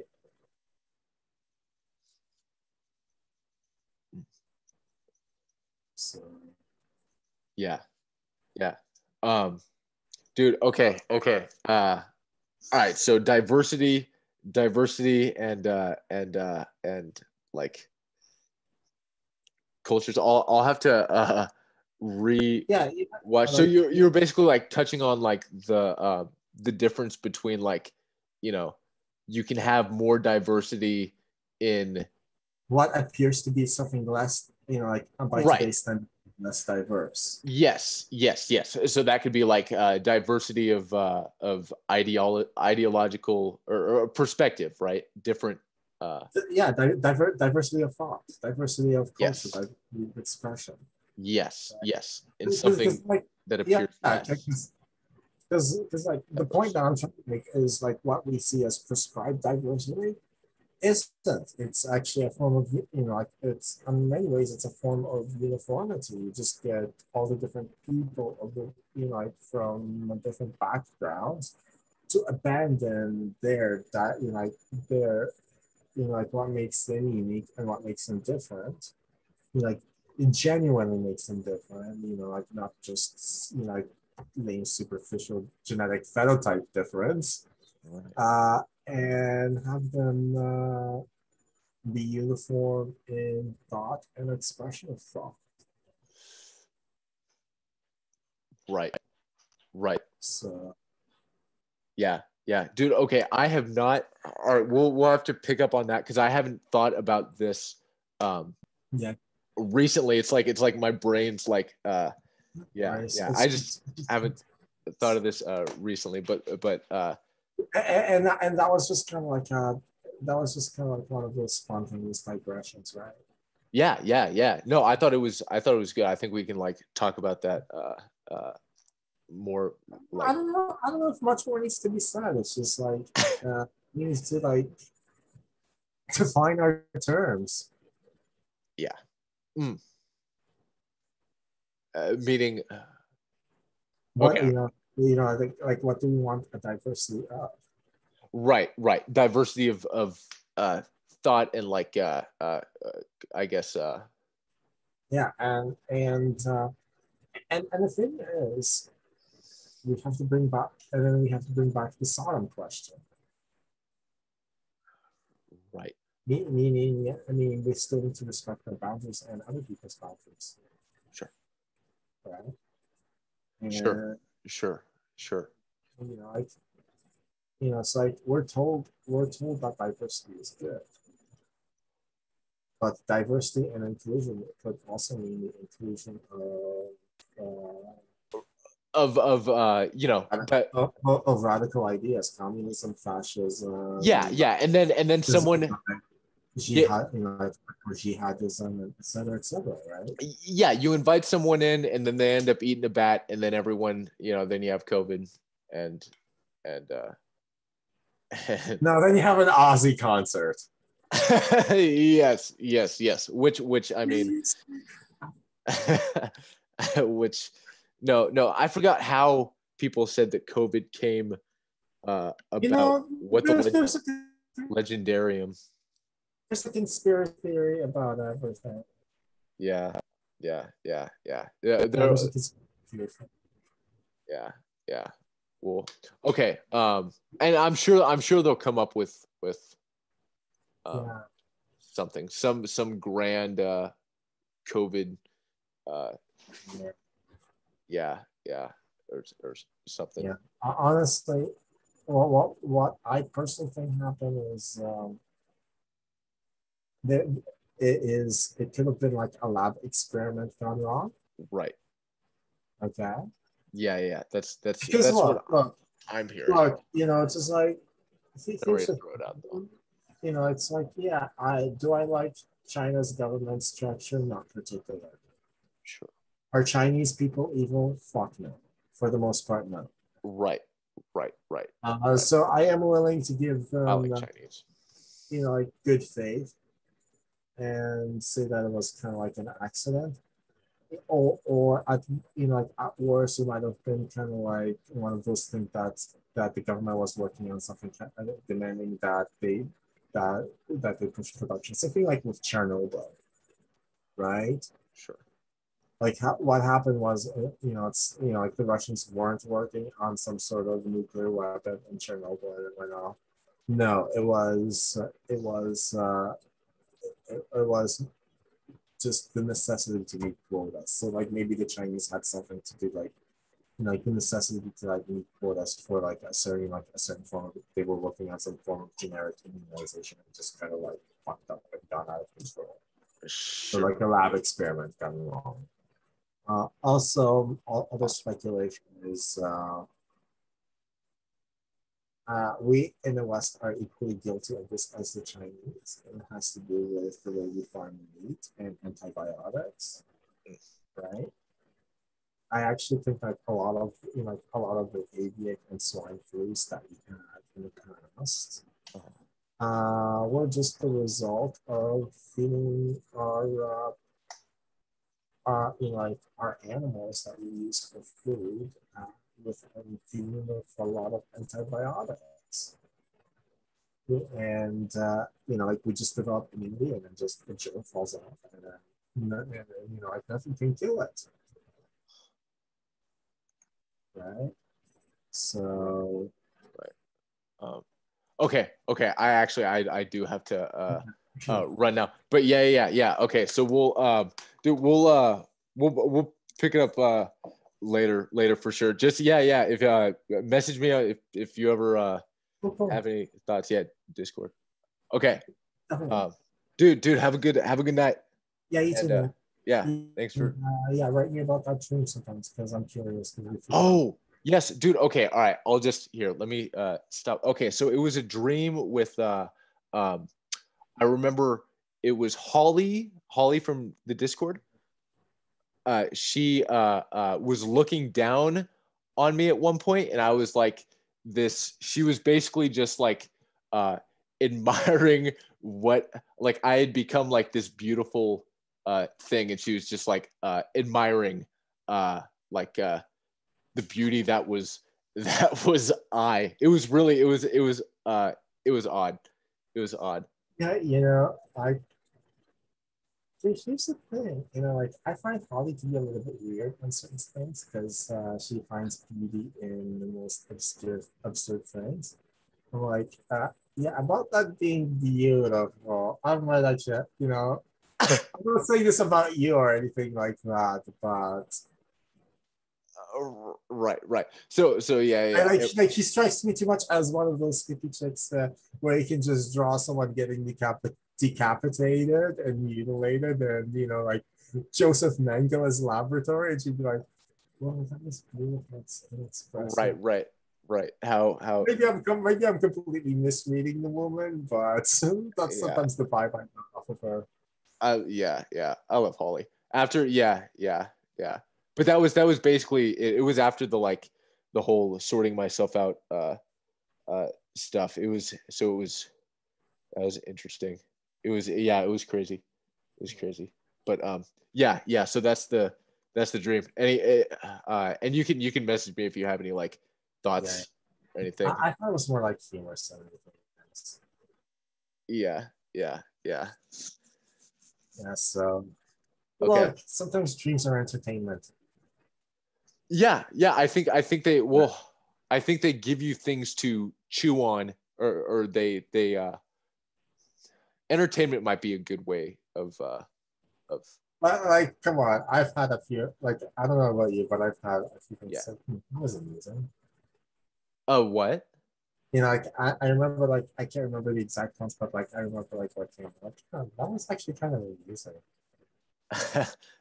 Uh, Yeah. Yeah. so, Yeah.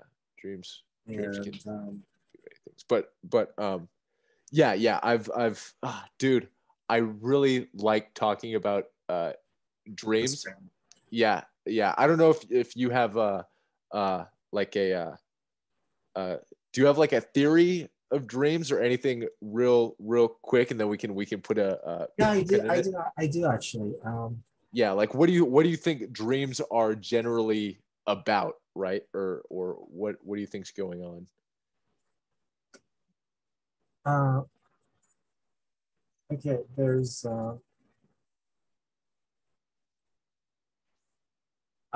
Okay. Here's the thing. When I talk about your dreams in particular, I don't care as much about the dream itself. of course, it's like it's a start, like it's a starting point. But for me, is how you actually react to my interpretations of the truth, whether you accept it or reject it. Huh. Huh. So all I'm doing when I actually so-called analyze your truths is I'm throwing out a hypothesis and seeing how you react. That's it. Okay. Okay. Well, I mean, that's. I thought it was hilarious. The Holly uh Yeah. bit. Um, So that was a like good one. the only one that actually concerned me was the one where I was with, like where I was surrounded by bullets, and it was more of a moral concern than anything else because I know I can be a bucket of hateful anger and resentment, and I didn't, like I did not want to kind of spread, have you catch my anger, and and then just like I do hold a lot of rage and contempt for a lot of things, and I don't want to spread it to you, and and like how the setting, like so that was kind of like my concern. So like, no, I really need to, because like Accept that. I don't want to correct you, Sure. right? It's just like, yeah, I got my problems, but I don't want, I don't want to disrespect. So, Yeah. so like that's kind of like why I was actually asking a lot. I was actually asking a lot of questions because I was also fishing for that information because I just don't want to do that to other people, Yeah. Yeah. Yeah. right? Because like different parts of my story and stuff like that. I mean, it's like whether my English justified or not doesn't need to spread and Awesome. contaminate the lives of others. Yeah. That's awesome, too. I mean, that's yeah. Yeah. Uh, So It's yeah. it's oh shit. Well, it's like okay, let's dig deeper. Let's find out. Right. Right. That's smart. That's smart. Like And like from my side, it's like oh shit. I hope I'm not doing like anything too nasty to that guy down south of the border from me, right? right. Right. Yeah. So, Same. Same. Same. Yeah. Yeah. It's good to. but fortunately, it's kind of cool. But yeah, like like the only thing that I do have, like what I do both say about both said about both analysis is pretty much what I believe. It's just like uh, I would treat this like entire, like this, like of course, like there's some stuff that I don't want to go through, Yeah. but I would treat this entire library for life experience. Yeah. That's And yeah. it's just like like whatever call it trauma, freaking medical condition you want to slap on. I actually did feel that I was living life too vicariously, and that I do need to go out and put myself Yeah. out there. Um, yeah, I would actually be happy to trade in most of these books for Live Life. Dude. Dude. Like Yeah. there Yeah. is Keep is keep a couple like it's keep a couple the because valuable literature's good, but the it's valuable ones, right. the valuable ones. Right. But I understand that books are just written by people. Right. Right. Yeah. Yeah. And I think there is yeah, there's value in like there's valuable books and there's value in reading in general, but it's a portion of the whole deal that Yeah, is yeah, no, there's value life. in reading value. There's what? There's value in reading valuable things. Right. Right. Right. Right. Right. So would you say there's You know what? I don't see much value in reading like a lot of the beatnik writers. Like what's his the face? who? The beatnik writers. Like Jack Kerouac, William S. Burroughs, and whatnot.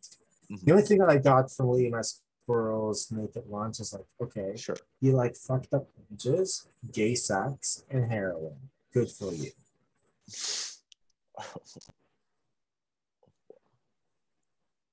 Yeah. and it's like, okay,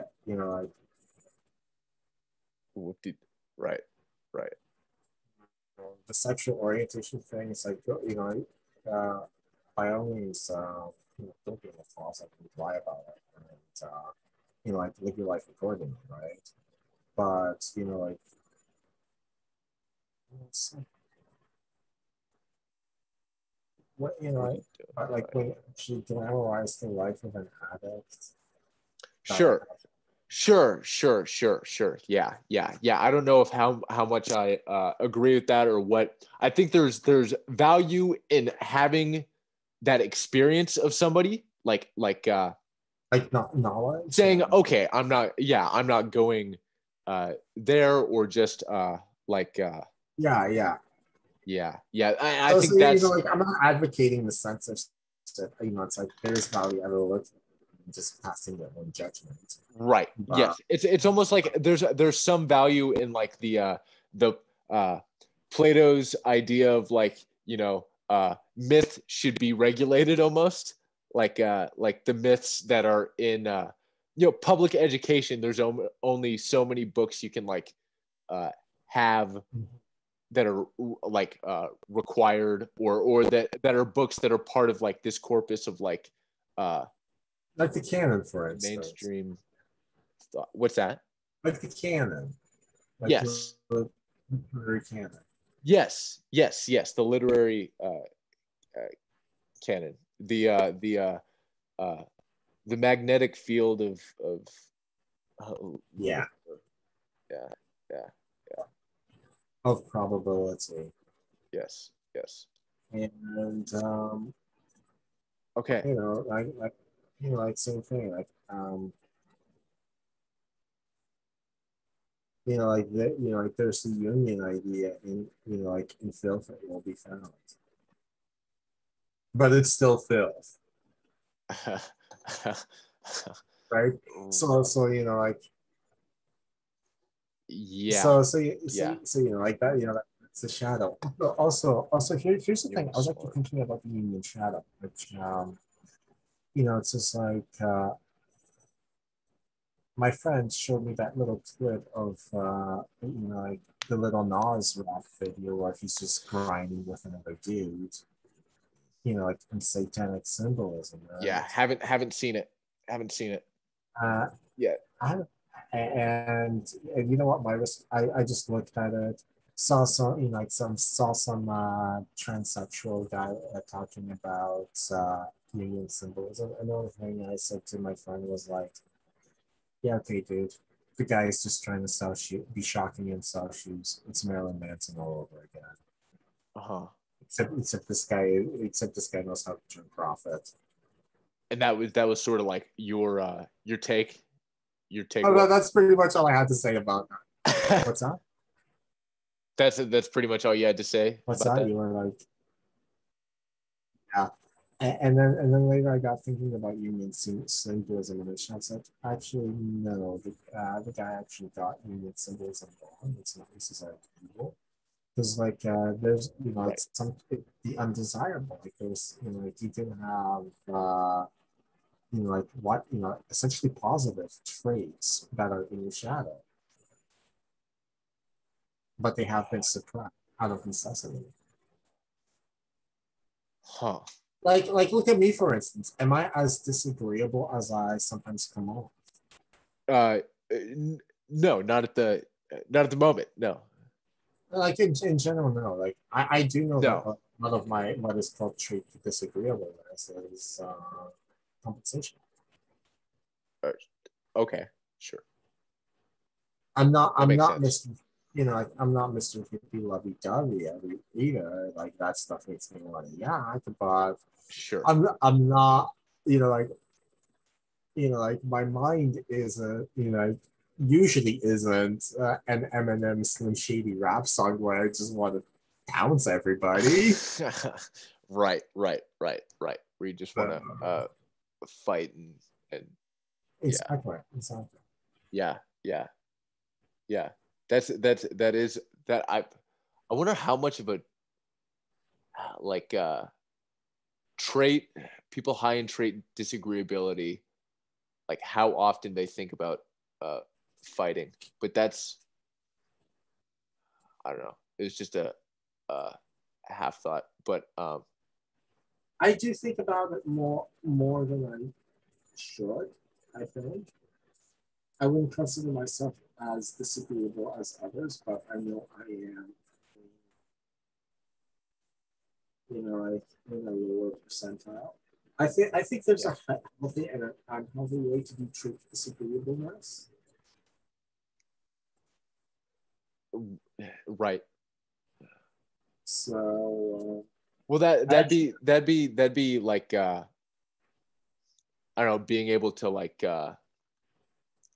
push in the right manner, or be able to like yeah uh yeah, you see, it's just like like like even Jordan, like getting back to him, he talks about being afraid, like he's in fear of not acting as a motivator. That would not work for me. mm, It's like like if I had the balls to stand up against C16 in his in his position, that's like I would be just like, no, this is absolute. Like my attitude would be like strict disagreeableness. It's not motivated by fear or anything like that. But like, this is absolute bullshit. Rewrite the bill so it works for everybody. right. Okay, see, I can, that's Rewrite it interesting distinction. now, Right, right?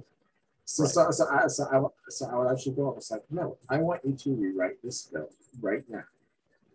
Yeah, That would be like more disagreeableness, that's like healthy. that's interesting. That's interesting. Whereas like you could find motivation in, okay, I'm not like I can't stand here. Like I'm not gonna just uh No, stand here. yeah, just just like, no, fix it now. That sort of attitude. Right, right. That's But like at the same time, disagreeableness can be criminality. yes. Yep. I've found that I think I have a an ability to like disagree, like I can disagree, um and but it's odd because there's a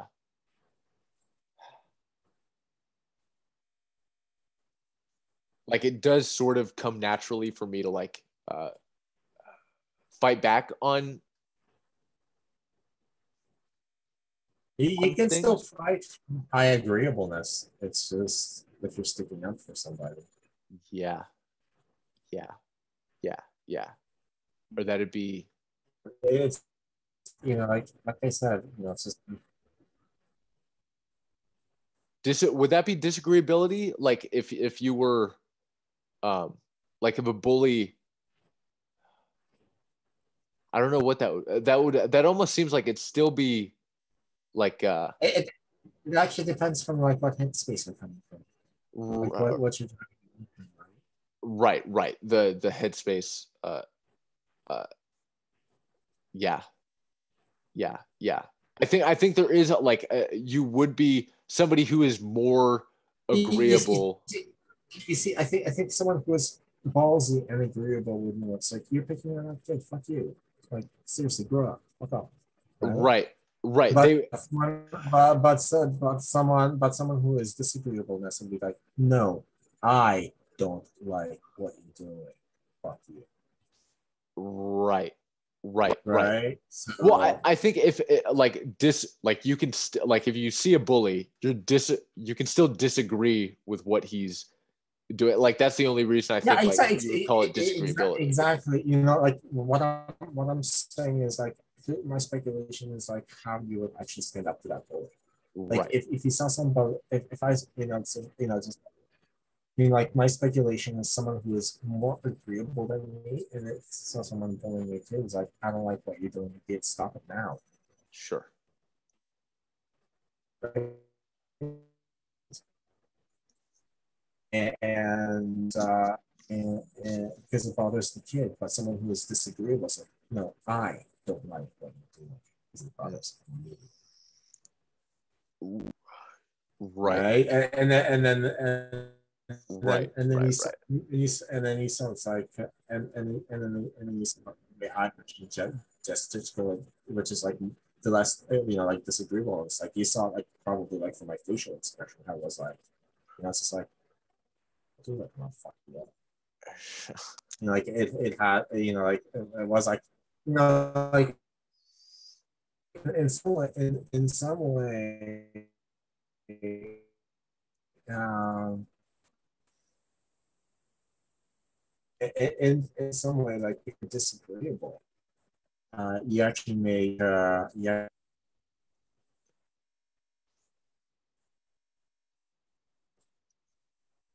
right? Because like my Okay. sister, she is actually Hello. quite, she is actually quite agreeable, Sure. right? And and she's all like, in that way she's like more like polar opposite of me, right? Mm. Uh, and then she's like always like, fighting, it's like year for the other person. And but I think, like for me, it's just like if I saw something to,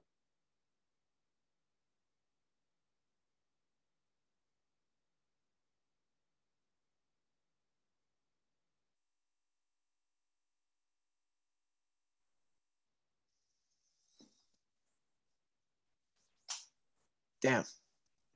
anyway, It's breaking up a little yeah, bit. stupid internet life. Yeah. Yeah. That's Yeah, that's cool.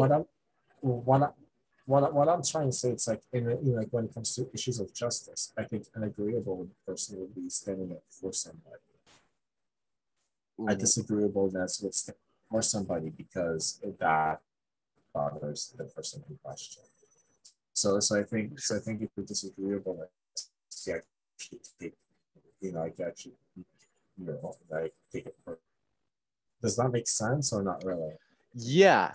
Yeah. No, that makes sense. That makes sense. And I think like me, like huh. It's hard to tell how much of what I would call like agreeable or positive uh emotion is like a consequence of it's like biology versus culture or virtue, like or Both. right, Um, right, right, right.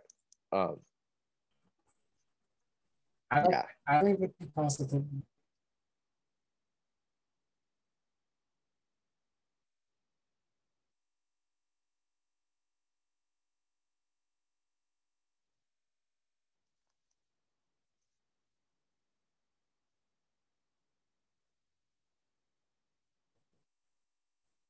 Hey, Michael.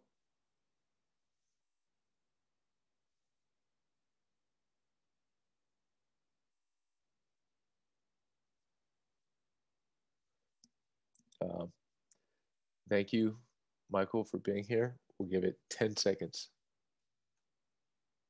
Yeah, yeah.